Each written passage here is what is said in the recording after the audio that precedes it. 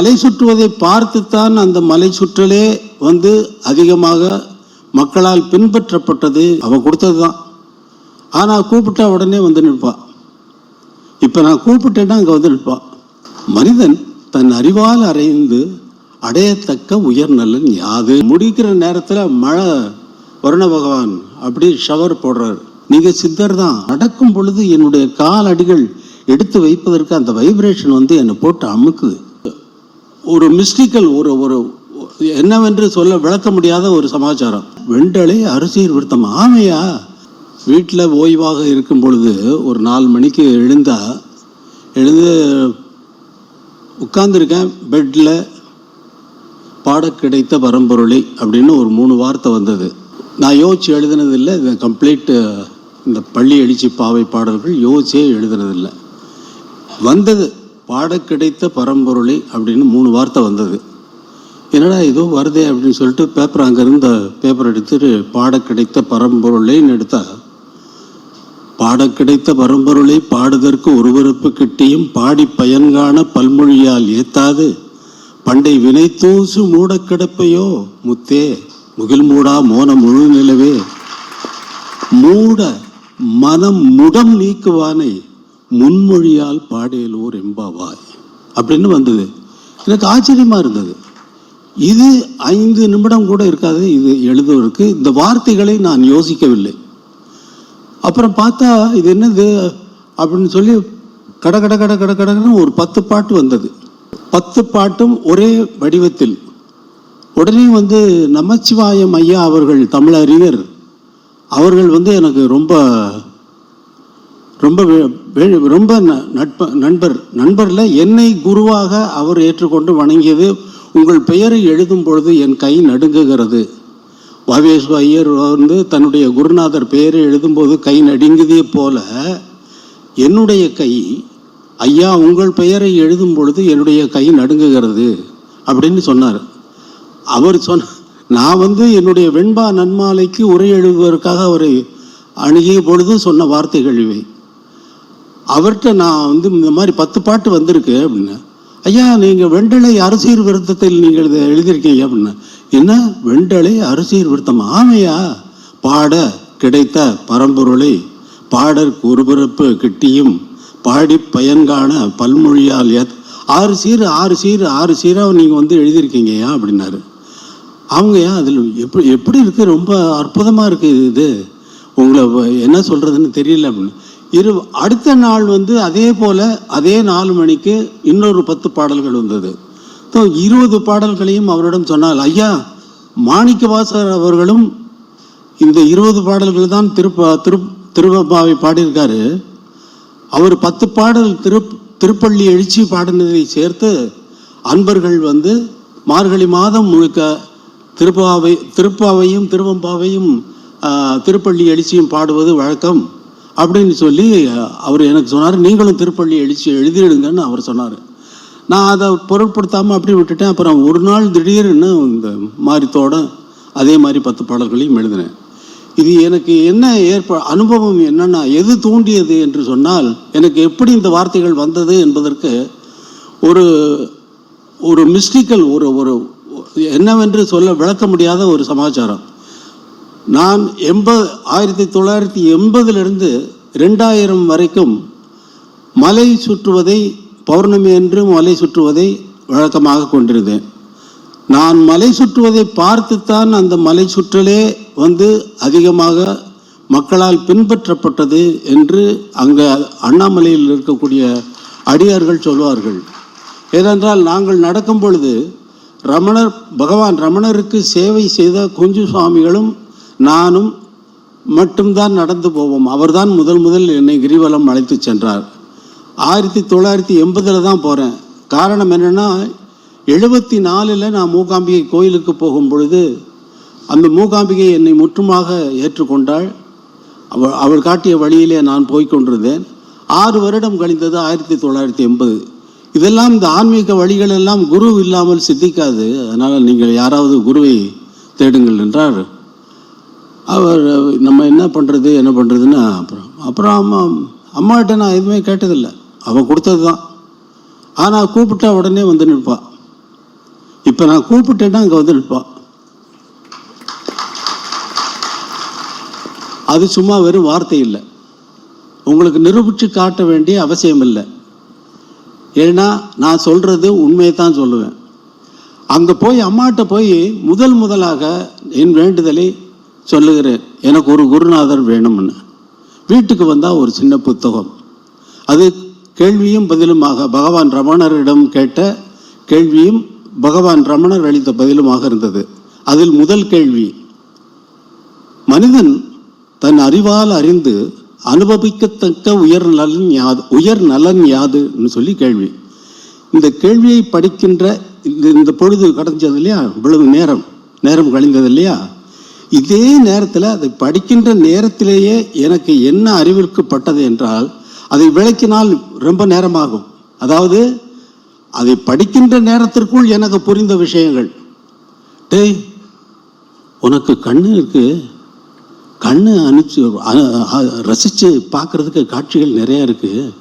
உனக்கு காது இருக்கு, கேட்பதற்கு இனிய இசை இருக்கிறது. உனக்கு மூக்கு இருக்கு, நல்ல நறுமணம் தரக்கூடிய மலர்கள் இருக்கின்றன. வாய் இருக்கு, ருசிப்பதற்கு எத்தனையோ இதாக இருக்குது. இது மாதிரி உனக்கு இருக்கக்கூடிய அவயவங்கள் எல்லாமே அனுபவிக்கத்தக்க இன்பங்கள்லாம் இருக்கிறப்போ இந்த கேள்வி கேட்குறவன், உனக்கு அறிவுன்னு ஒன்று இருக்கு, அதனால் அடையக்கூடிய இன்பம் எதுன்னெலாம் கேட்குதுன்னு இந்த கேள்வி படிக்கிற நேரத்திலேயே இப்போ எனக்கு புரியுது. மனிதன் தன் அறிவால் அறிந்து அடையத்தக்க உயர் நலன் யாது என்ற கேள்விக்கு பகவான் ஒரே வார்த்தையில் சொல்கிறார், ஆத்ம ஞானம்தான். அது அடையப்படுவதல்ல. கன்னத்தில் ஒரு அற விழுந்த மாதிரி இருந்தது. அது அடையப்படுவதல்ல. புதிதாக எதையாவது நீ அடைந்தால் அதை எப்பொழுதாவது இழக்க நேரிடும். அதனால் அது இப்பொழுதே இங்கேயே இருக்கிறதுன்னாரு. இன்னொரு அற கன்னத்தில் விழுந்தது.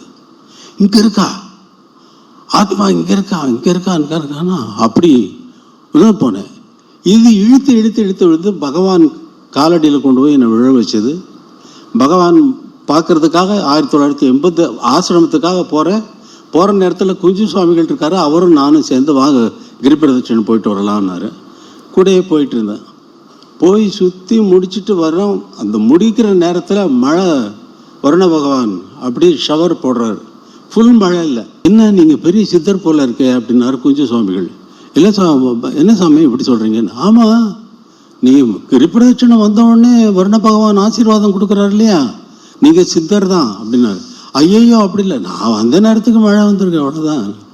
அப்படின்னா அடுத்த நாள் போகிறோம், அடுத்த பௌர்ணமிக்கு போகிறோம், அப்படியே மழை வருது, அதே இடத்துல வருது. பார்த்தீங்களா, நான் சொன்னேன் நீங்கள் சித்தர் தான். இப்படி போயிட்டே இருக்கிற நேரத்தில் இப்போ வழக்கமாக போகிறதை நான் வழக்கமாக கொண்டு விட்டேன். பௌர்ணமிக்கு போகிறத அந்த நான் திருவண்ணாமலையில் காலடி எடுத்து வைத்து விட்டால் செருப்பு போடுவதை காலடிகளை அணிவதில்லை, ரூம்லேயே விட்டுட்டு போவேன். அந்த நான் போகிறது நார்மலான பாதையில் இல்லை, குஞ்சு சுவாமிகளோடு போனது 2 முறை மட்டும்தான் நார்மலான வழியில் போனேன். 14 கிலோமீட்டர் அது. அப்புறமா இல்லை பகவான் எந்த வழி போவாங்க, இல்லை காட்டு பாதையில் நடப்பாங்க அப்படின்னா. பகவான் 3 வழியில் போவாங்க அப்படின்னா. சரி, பகவான் அதில் நடுப்பாதையை நான் தேர்ந்தெடுத்துக்கிட்டேன். அதில் நடுவில் நடந்தால் கல்கள் எல்லாம் மழையில் அடிச்சுட்டு போயிட்டு கண்ணாடி தூளை உடைத்து போயிருந்தால் எப்படி இருக்குமோ அப்படி இருக்கும் நான் நடக்கிற பாதை. அதில் காலடி எடுத்து வைக்கும்போது வெறுங்காலில் தான் போகிறப்ப காலடி எடுத்து வச்சா நல்லா பயங்கரமாக குத்தும்.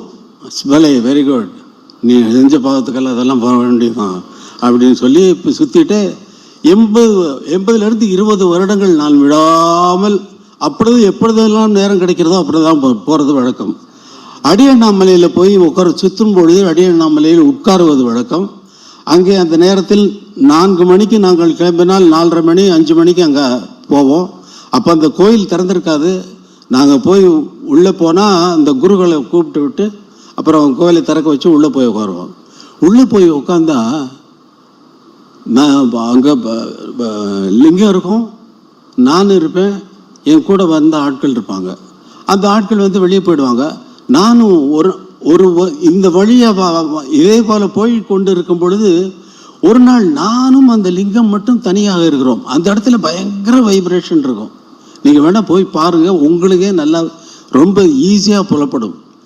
அதை பார்த்துக்கிட்டே இருக்கேன். இந்த லிங்கம் ஞான சம்பந்தர் பாடினதை கேட்டிருக்கோம்ல அப்படின்னோடனே உடம்பெல்லாம் புல்லரிக்குது.